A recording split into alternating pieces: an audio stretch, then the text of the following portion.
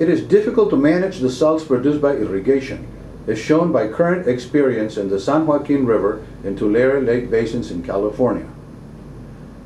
In order to manage salts properly, we must first recognize their various types. We must also have a knowledge of their sources, transport, and fate. A salt is a chemical compound formed by a positively charged cation and a negatively charged anion. The salt cations are sodium, calcium, magnesium, and potassium. Typical salt anions are chloride, sulfate, and carbonate. The source of all salts is geologic, originating in the parent rocks. Weathering and bioturbation disaggregate the rocks and release salt particles containing salts in their matrix and on their surfaces. Transport by surface and subsurface runoff releases some of these salts to the water, where they remain in solution until used.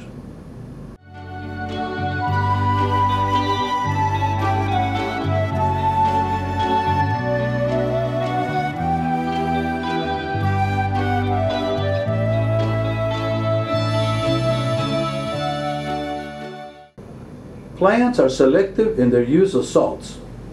Salts of potassium and magnesium are usually in short supply compared to the demand, while salts of sodium and calcium tend to accumulate due to the lack of use. The selectiveness of the biosphere in its use of salts creates a problem of disposal. What to do with the salts that are not wanted? For the most part, these salts are conveyed in solution by the hydrosphere until a sink of some kind is reached. Nature provides for two distinct salt sinks: the oceans for exorheic drainages and inland salt lakes for endorheic drainages. The ocean precipitates or uses most of the incoming salts, except notably sodium chloride. Thus, close to 86% of the dissolved salt ions in ocean waters are sodium and chloride. Inland salt lakes feature a wide range of salts, although sodium chloride appears to predominate. Close to 60% of the salt ions in the Salton Sea in California, an inland repository of agricultural drainage, are sodium and chloride.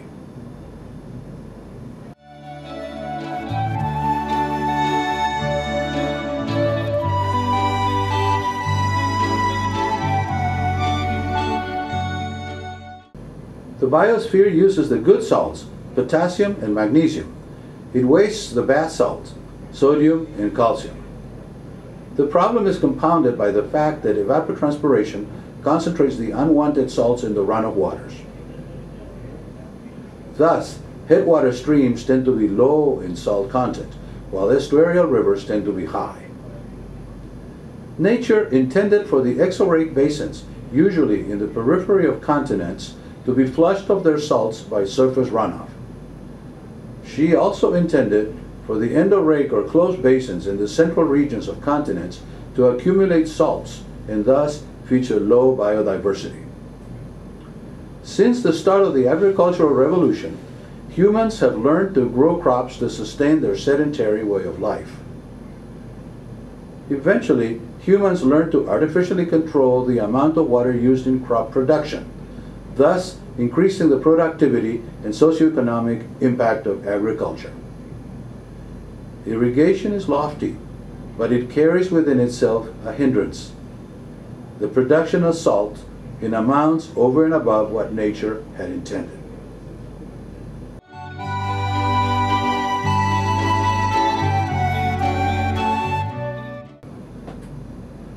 There are four sources of salt: all natural, all artificial, new natural, and new artificial. All natural salts are those already present in the salt profile and subsequently leached by the excess irrigation waters. These salts occur in fully or partially endorheic geologic settings, such as lakes and inland regions with a geologic history of deficient drainage. They also occur in near coastal marine environments that have been subjected to uplift. Old artificial salts are those present in the irrigation water, which always carries a certain amount of salts. This amount tends to be small with fresh surface waters and large in the case of deep groundwaters. New natural salts are by far the most misunderstood. Soils are carriers and producers of salt. The efficient functioning of irrigation releases good and bad salts from the soils. The good salts are incorporated into the biomass, while the bad salts are wasted. These salts are dissolved in the waste runoff, eventually flowing into streams and rivers.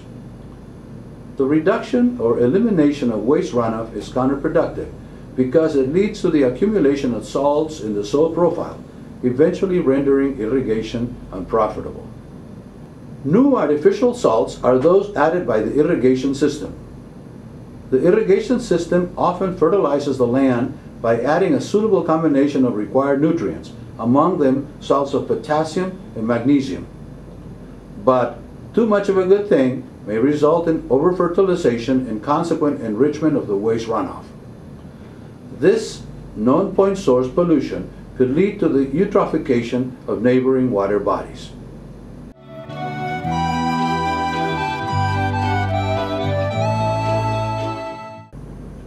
A properly designed irrigation system should minimize all natural salts by carefully choosing the lands to be irrigated to avoid endorheic or partially endorheic drainages and near coastal areas of marine origin.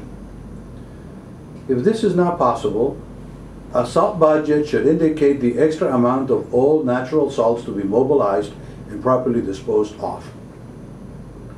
The benefit cost analysis should include the full cost of proper salt disposal.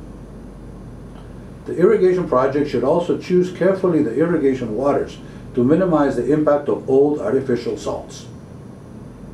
It is poor practice to pump highly saline groundwaters for irrigation and then to accumulate the resulting brackish wastewater in evaporation ponds. The new natural salts cannot be avoided. It is the price to pay for the benefits afforded by the additional amount of food and fiber realized by irrigation. Still, a carefully prepared salt budget should indicate the extra amount of new natural salts to be mobilized and properly disposed of. As with the old natural salts, the benefit cost analysis should include the full cost of proper salt disposal. The new artificial salts can be avoided by proper on-farm fertilizer management.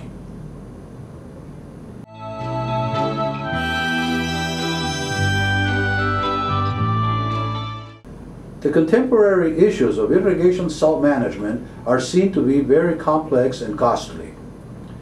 Is a sustainable solution which also makes economic sense possible? In the case of salt management, it appears that the only sustainable solution, however wasteful in appearance, is to allow the rivers to reassert their natural function of carrying the salts to the ocean, where they can remain forever out of sight and out of mind. This entails reserving a certain fraction of the runoff for this intrinsic natural purpose. Every basin must have a limit imposed on the anthropogenic conversion of runoff to evapotranspiration through irrigation.